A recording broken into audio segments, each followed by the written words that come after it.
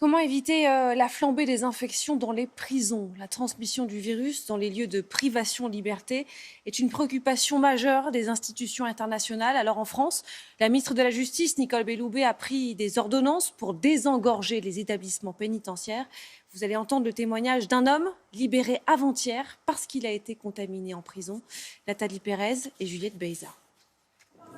Parmi ceux qui ont quitté la détention pour raisons sanitaires, Alex, 28 ans, il avait été incarcéré le 13 mars dernier dans une affaire de vente illicite de contrefaçon.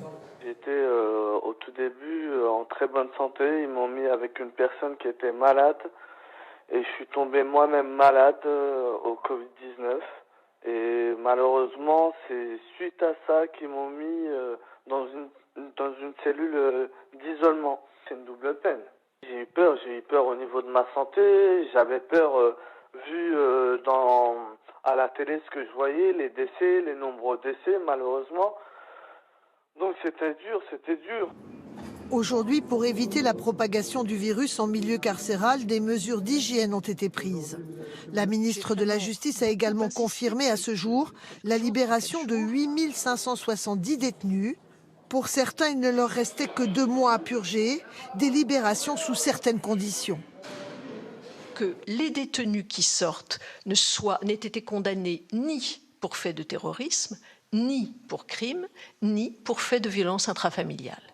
Mais pour de nombreux avocats, les détenus ne sont toujours pas en sécurité. Vous avez 2, voire 3, voire des fois même 4 détenus dans une cellule qui est relativement réduite. Donc vous vous rendrez bien compte que les règles de distanciation qui sont édictées depuis des semaines et des semaines par les autorités ne sont évidemment et logiquement, naturellement, absolument pas respectées dans les maisons d'arrêt. Hier, la contrôleuse des prisons affirmait qu'il faudrait encore libérer plusieurs milliers de détenus pour éviter une crise sanitaire et sécuritaire dans les prisons.